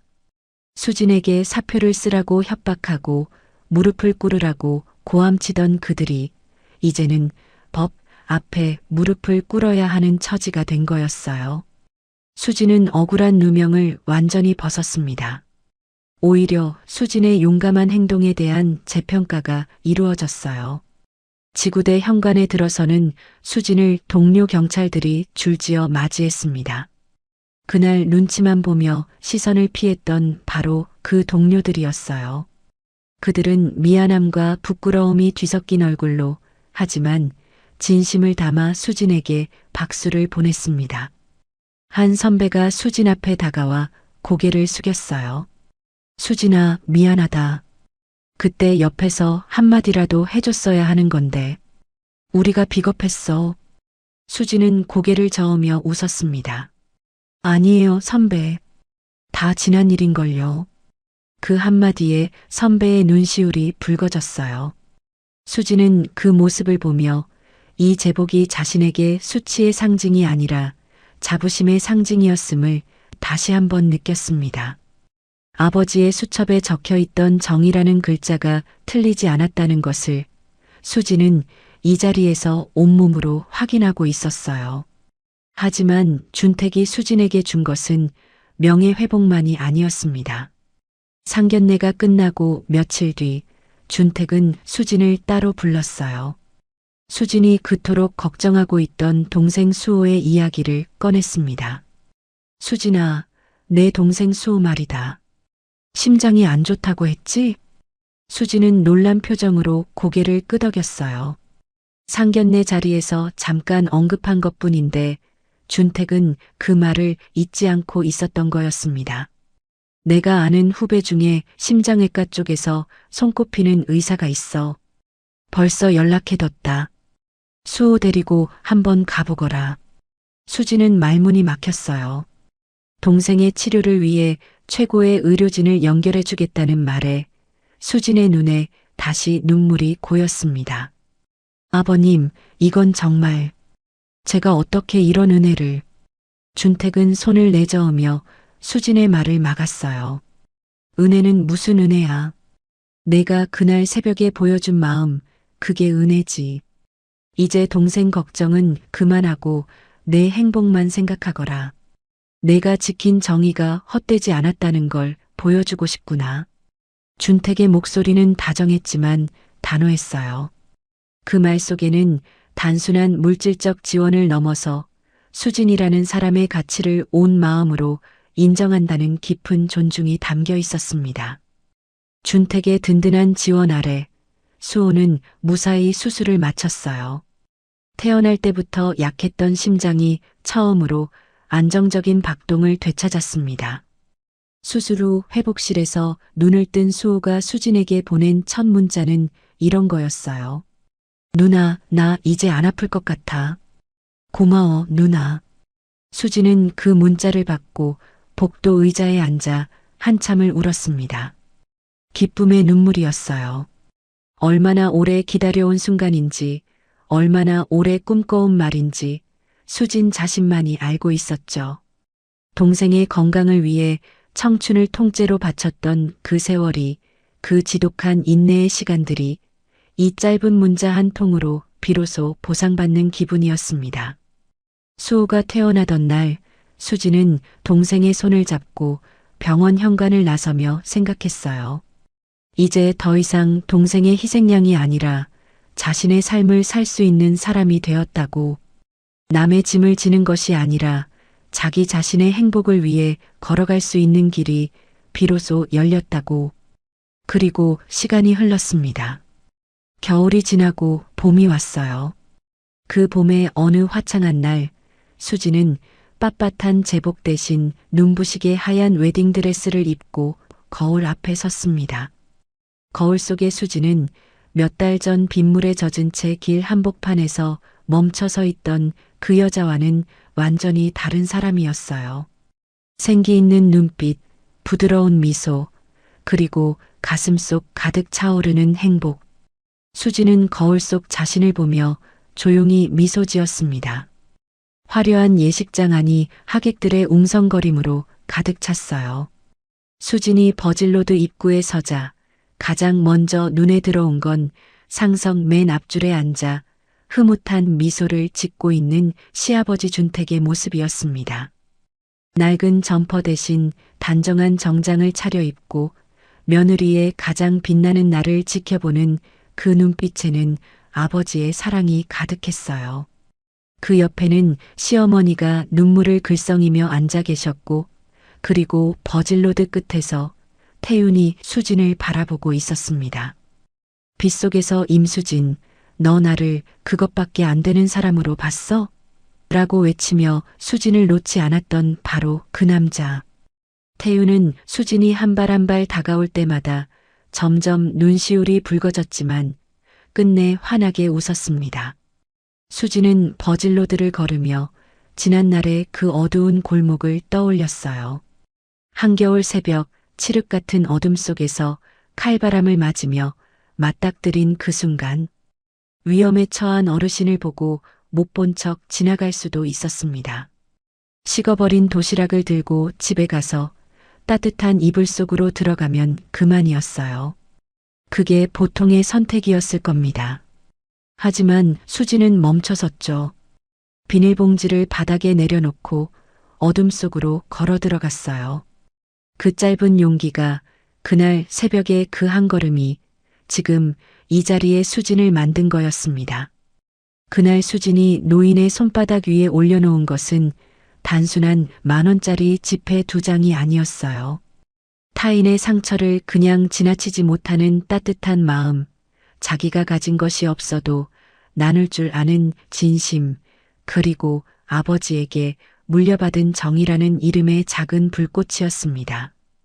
그 작고 당연했던 마음들이 씨앗이 되어 어느새 벼랑 끝에 서 있던 수진의 삶을 구원하는 가장 따뜻한 손길이 되어 돌아온 거예요.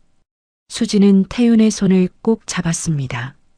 태윤의 손은 그날 빗속에서와 똑같이 따뜻했어요. 수진은 가슴 깊이 차오르는 행복을 고스란히 느끼며 태윤의 눈을 바라보았습니다. 예식장을 가득 채운 축복의 박수 소리가 울려 퍼졌어요.